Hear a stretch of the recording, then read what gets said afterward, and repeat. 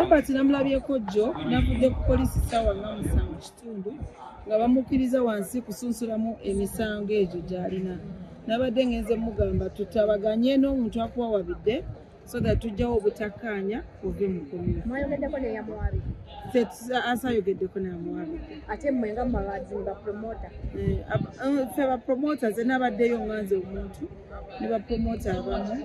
So enkya tulina okumaliriza tulabe kiki ekiganye tukanyiza tutya bwe tunakkaanya era mujja kulaba. Omwogerako ne Nobert yabagamba what really happened kyekiriwo kasaawa ezo. Teyagenze into details ddala kiki ekiriwo kubanga yagambye twabadde tulinda lawyer waffe atubuulire kiki ensonga kyeriwo twalese nga lawyer atuuse. Madam Bigi mwagende wa President Museveni nga mwogerayo ensonga zammwe ng'ebivulu ebibasala ennyo. President Museveni yalina okuyamba buli asaba bizinesi. President Museveni ye president w'eggwanga.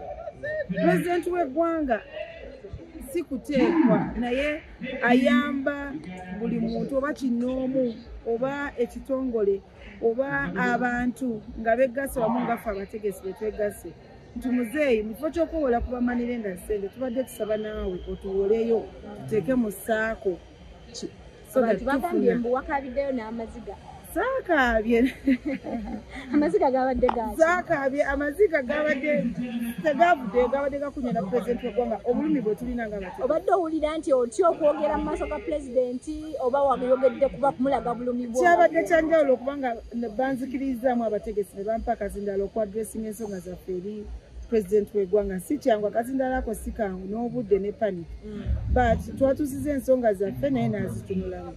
Naye kigambibwa mu lockdown era General Salim Saleh era I think on behalf of the NRM government era yavayo n'abawa ssente bapromota. Sisobola kibusa maaso General Salim Saleh buli mutegesi mu Uganda nkiddamu yali afunye okusembeza General Salim Saleh. Ye mpaji yaffe ffe abategesi era yatubeereddewo nga ye General Salim Saleh. Naye yawaakawo abategesi kyasaabirimu kuolwo mu COVID kati zino ssente lwe zigenda okujja nga mbirimu.